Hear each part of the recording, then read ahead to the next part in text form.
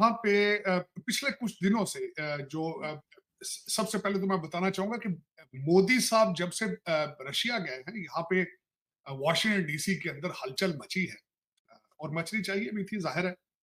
फिर उसके बाद एक बड़ा वाकया ये हुआ कि मोदी साहब के वहां होने पे ही, जहां जब यहाँ पे नेटो की समिट शुरू होने वाली थी 75वीं, और उसी दिन शाम को रशिया ने यूक्रेन के 6 शहरों के ऊपर मिसाइल जो है वो फेंक। भारत के अंदर अमेरिका के जो सफ़ीर हैं, बड़े पॉपुलर सफ़ीर हैं एरिक ग्रेसिटी, जिन्होंने कल एक एशिया कप पाकिस्तान ने होस्ट करना था, तो हमारी चेयरमैन कमेटी ने खुद ही उनके सामने हाइब्रिड मॉडल रखा था ना। हाँ जी। नजम सेठी चेयरमैन थे हमारे, उन्होंने हाइब्रिड मॉडल रखा है कि आप हाइब्रिड मॉडल पे खेल रहे हैं। 4 मैचेस हुए हैं पाकिस्तान में, ठीक है। ठीक है। उसके बाद श्रीलंका में बाकी मैचेस हुए। हाँ। तो उसके बाद ये जो world cup start ODI world cup था, उसमें भी पाकिस्तान चलो। एक आम आदमी जो 20-30 हजार रुपए बिल दे रहा है, जिसकी सैलरी 30 हजार रुपए है, वो बेचारा शैल ही खाएगा ना, बाहर सड़कों पे आएगा। उसकी तो ये हिम्मत भी नहीं है सड़कों पे निकलने के लिए। अभी पाकिस्तानी मीडिया जो इसके ऊपर खबर चलाएगा, या चल गई होगी या नहीं चली, उन्होंने खबर ये चलाने के इंडिया हमारा दुश्मन, इंडिया पदेशी हमारा दुश्मन, और उन्होंने इंडिया ने पहले भी हमारा शिप पकड़ किया। बल्कि उन्होंने ऑस्ट्रेलिया जाके भी कहा कि जंगें जो हैं वो हालात नहीं है, बल्कि रशिया के अंदर तो उन्होंने कहा कि जब बच्चे मरते हैं तो उससे दुख होता है। उस पे पुतिन साहब ने भी जवाब दिया। लेकिन यहाँ पे अमेरिकन जो हैं वो परेशान थे कि मोदी साहब वहां पे इस सेंसिटिव मौके पर वहां क्यों। दूसरा एक और भी बात बताना चाहूंगा, सिर्फ यही नहीं हुआ। जब नेटो की समिट शुरू होने वाली थी, चाइना ने बेलारूस के अंदर अपनी लाइव एक्सरसाइजेस शुरू कर दी उनकी आर्मी के साथ। देखिए, America secretary of state level पे बात नहीं करेगा। जो अमेरिका का जो वहां पे स्पोक्स पर्सन है स्टेट डिपार्टमेंट का, वो बात नहीं करेगा।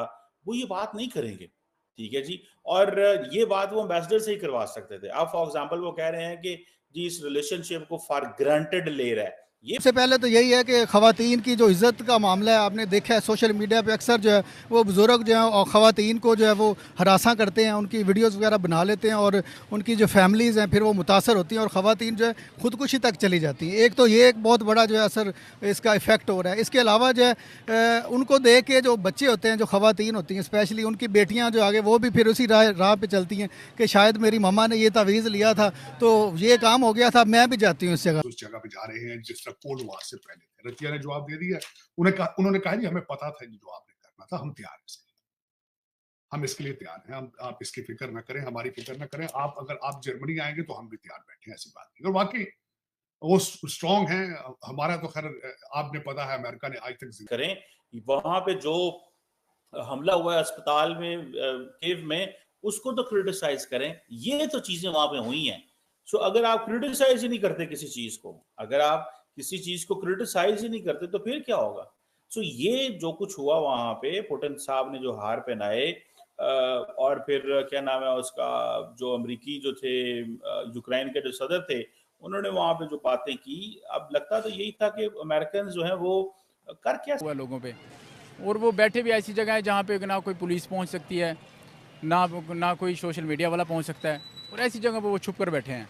ये आपने बड़ा अच्छा किया। ये इस बात पर मैं अपनी मिसेज से भी बात कर रहा था। हमारी फैमिली में भी एक फैमिली है, ये एक कोई पीर अहमद चिश्ती है जो ना जो इसके फॉलोअर्स हैं, और ये फीमेल की एजुकेशन को कुफर के करीब समझते हैं। और वो हमारी फैमिली में भी जो है वो भी अपनी बेटियों को वो नहीं पढ़ा रहे। उनकी 7 बेटियां, उन्होंने अपनी एक बेटी को भी एजुकेशन नहीं दी। वो यही है, उसकी रीज़न ये है कि उसकी जो बेस है, क्योंकि वो हाफिज़ हैं और वो अपने पीर के साथ कनेक्टेड हैं, तो पीर की जो है वो उनको है इसलाह कि आपने बच्चों को नहीं, बच्चियों को नहीं पढ़ाना। लिहाजा जो है वो अपनी बच्चियों को एजुकेशन नहीं दे रहा। फिर आ गए ना, फिर इधर भी बिल्कुल, कितनी औरतों की, कितनी मर्दों की, कितनी बच्चियों की, बच्चों की, कितने ही खानदानों की जिंदगियां तबाह करने में इनका प्रॉपर। वो इन मामलात में ख़वातीन जो है बहुत ज़्यादा लॉसेस उठा रही हैं, बाबों के पास जाती हैं, अपनी इज्जतें भी गंवाती हैं, घर का पैसा भी ख़राब करती हैं, फिर अपना ईमान, सबसे बड़ी बात है, अपना ईमान ख़राब करती हैं, और अल्लाह की नज़र में भी जो है वो इस तरह की पोजीशन में आ जाती हैं कि वो सारी ज़िंदगी जो है माफ़ी के काबिल भी नहीं रहते। और मर्द हजरात भी तो जाते अपना एक छोटा सा बस टोटका निकाल लेता है कि ये पानी उबाल के आपने पीना है जी, इसमें लौंग डाल लें जी, इसमें जी आप काली मिर्चें डाल के पी लेना जी, तो ये सारा गलत कंसेप्ट है, इससे बंदा ठीक नहीं होता, बंदा फिर मेडिकल की तरफ ही आता है, बंदा दवाइयों से ही ठीक होता है। और जब बंदा 15 दिन 20 दिन ठीक नहीं होता था, फिर वो मेडिकल लैब में जाता है, फिर उसको पता चलता है कि मेरे अंदर क्या इन्फेक्शन है। तो ये मेरे ख्याल से सारा गलत कंसेप्ट चल रहा है, दम दरूद बाबा, ये सारा शिरक में आ जाता है। इस्लाम इसी इजाज़त बिल्कुल नहीं देता। सबसे पहली वजह यही है, जैसे आपने बात की कि एजुकेशन की कमी की वजह से हमारे मुआशरे में आपको पता लिटरेसी रेट जो वो बहुत कम है, और ज़्यादातर जो आबादी है हमारी रूरल एरियाज से है। और ये जो बुज़ुर्ग हैं या जो बाबे बने हुए हैं, ये भी ज़्यादातर इन्हीं एरियाज से उठ के सिटीज़ में या जो ऐसे जो बैकवर्ड एरियाज़ हैं सिटीज़ के, वहाँ पे इन्होंने बैठे हुए हैं। तो एजुकेशन की कमी होने की वजह से जो है ना, लाहौर में भी है बहुत से। बिल्कुल डेफिनेटली लाहौर के जो आप देखें, ये मेन सिटी में हम बैठे हैं, यहाँ पे आपको इस तरह का कोई चीज़ नहीं नज़र आएगी। लेकिन जैसे ही आप लाहौर की साइडों पे जाएंगे तो वहाँ पे आपको दीवारों पे वाल चेकिंग भी नज़र आएगी, और वो उनकी वो बड़ी तेज़ होते हैं, वहाँ पे ना उनका एड्रेस नहीं दिया होता, जस्ट उन्होंने नंबर दिया होता है। वो फिर देख लेते हैं कि ये बंदा जो है वो ये कहीं कोई चालाकी तो नहीं करने वाला, वो देख लेते हैं इससे पैसे हम निकलवा सकते हैं, उसको अपनी जगह का बताते हैं, वहाँ पर वो उससे जो है ना पैसे ईंटते हैं। तो एजुकेशन की कमी जो है ना, बेसिक वजह वो हमारी है। अगर एजुकेशन जो है वो पाकिस्तान को एक इमाम ख़मीनी चाहिए। इस तरह का लाइहा अमल जो है according to Islam, according to जो है वो मुसलमान जो है वो इस तरह के इंस्टीट्यूट जो है वो बनाने चाहिए जिसमें इस्लामिक तालीमात को प्रमोट किया जाए। आपको आपको कुरान क्या कहता है, आपको रिलीजियस क्या कहता है, उसके मुताबिक जो है एक हर बंदे को पहले तो जो है वो उन मराहिल से गुजारा जाए, उसकी तालीमात पूरी हो। जो हम अरबी पढ़ रहे हैं ना, उसको, चूँकि अरबी हमारी ज़ुबान नहीं है, हमारी ज़ुबान कौमी ज़ुबान है उर्दू। उस काश इस तरह के सर कुछ लोग काम कर रहे हैं, कुछ जैसे आप भी बता रहे हैं, मैंने भी डॉक्टर अजहर असलम का नाम लिया, लेकिन बहुत थोड़े लोग लेकिन हैं। नहीं, रिवाज ये है आरजू, ऐसे लोगों को रोक दिया जाता है। हुँ। कहा क्या जाता है, मैं बता तो, मैं पंजाबी हूँ, अब मुझे पता है मेरा डीएनए क्या है। उनके बारे में कहा जाता है ना आप खांदा है ना सानू खान देता है। कहते आप भी नहीं खांदा, सानू भी नहीं खान देता। कहते ऐसे ही बहुत बुजदिल और बहुत बेवकूफ आदमी है ये यार, पता नहीं की कर रहे हैं, पता नहीं बाहरों पढ़ के आ गया है, दिमाग खराब।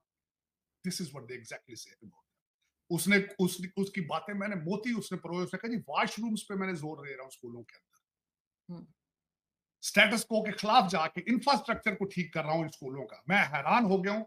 मुझे अगले दिन किसी ने बताया है, अब मैं ये खैर आपके वो जो जिन्होंने पार्टी बनाई है खान अब्बासी साहब के साथ, मिफ्ता इस्माइल साहब की मैं एक दिन पढ़ रहा था आर्टिकल उनके बारे में। उन्होंने ये कैसा जुल्म है कि कराची में बैठा एक बंदा घोटकी के स्कूलों को ऑपरेट करता है, एक ब्यूरोक्रेट लाहौर में बैठा है, वो रहीम यार खान के स्कूलों को वो मैनेज करना। How it is possible? फिर उन्होंने कहा है, बल्कि मैं कुछ बताऊंगा चीजें, मैं तो रिसर्च करता रहता हूँ हर वक्त क्योंकि मेरी मादरे मिलत है, उसके बारे में मैं सुबह शाम देखता हूँ, खून के आंसू रोता हूँ। मिफ्ता इस्माइल साहब ने कहा 3000 स्कूल हैं बलूचिस्तान में जो पिछले इस अरसे में बने हैं, 2700 स्कूल हैं वो या खाली पड़े हैं या उनके पैसे खा गए हैं, स्कूल बनाए नहीं गए। और उसके बारे में मोहिउद्दीन वानी साहब ने एक बहुत खूबसूरत बात की, उन्होंने कहा कई स्कूल बनाए जाते हैं कॉन्ट्रैक्टर्स को खुश करने, कॉन्ट्रैक्टर्स के साथ हिस्सा लेने के लिए। वहां बिल्डिंग खड़ी होती है, अंदर स्कूल होते हैं, अंदर भैंसे कुत्ते, ये इस मुल्क के अंदर। लेकिन आरजू देखें, काश काश के इस मेरे वतन के अंदर अकाउंटेबिलिटी हो सकती हो, इंसाफ मिलता हो। मगर सर ये ट्रेड की बात करते रहते हैं और किसी से सीखते नहीं। अब भारत को देखें, वो रशिया के साथ उनकी ट्रेड जो है वो कहाँ 100 बिलियन पे जाने वाली है। नहीं, उन पे मैं आप कंपैरिजन करना, नहीं कंपैरिजन नहीं, मैं कह रही हूँ उनसे कुछ सीखते नहीं है ये। आपकी इंसल्ट है भारत के साथ, बेइज्जती, आपके कंपैरिजन करना वजह क्या है? मोदी साहब क्यों चले जाते हैं और सबके साथ, और डॉक्टर जयशंकर खुल खुला के सारी बातें कर लेते हैं, चले जाते क्यों? उनके दुबई और लंदन में घर नहीं, प्लाट उनका टारगेट दुबई की बिल्डिंगें नहीं है आरजू, और कंट्री जो है वो आईएमएफ के तलबे नहीं चाट रहा। एक आखिरी बात करूंगा, इसके बाद फिर मैंने बहुत कर रही पहले। आरजू आखिरी बात ये है, आईएमएफ से याद आया है कि 76 साल आपने ब्रिटिश एजेंटों के ऊपर टैक्स नहीं लगाया क्योंकि वो पावरफुल बहुत है। मेरे मुर्शिद ने भी कहा था इलेक्टेबल। वो कौन है? बड़े बड़े जिम्मेदार सिंध और पंजाब के। बिल्कुल। अब देखें आईएमएफ कितना स्ट्रांग है, आपने उनके कहने पे उन पे भी टैक्स लगा दिए। दो इस वक्त चीजें जो आप आईएमएफ के लिए कर रहे हैं, दो नहीं बल्कि 3-4 चीजें कर रहे हैं। आप इस वक्त कर क्या रहे हैं मैं बताना चाहूंगा। आईएमएफ कहने पे आप एक तो बजट उन्होंने आपका बनाया, फिर आईएमएफ ने कहा एग्रीकल्चर लगा दें, चाइना ने कहा है भाग जाओ यहां से जब तक दहशतगर्दी नहीं खत्म करोगे। और दूसरी आपको बात बताना चाहूंगा, 470 अरब रुपया अभी तक आपने चाइनीज कंपनीज का देना है जिन्होंने यहाँ पे इन्वेस्टमेंट की। तो आप कहते हैं और पैसे दो, बच्चे लंदन में भूखे बैठे हैं, मेरे बच्चों ने गाड़ियां लेनी है, मेरे बच्चों की ट्यूशन फीसें हैं, टोरंटो में हाय मेरे बच्चे कहते 2 बेडरूम के घर में रह रहे हैं,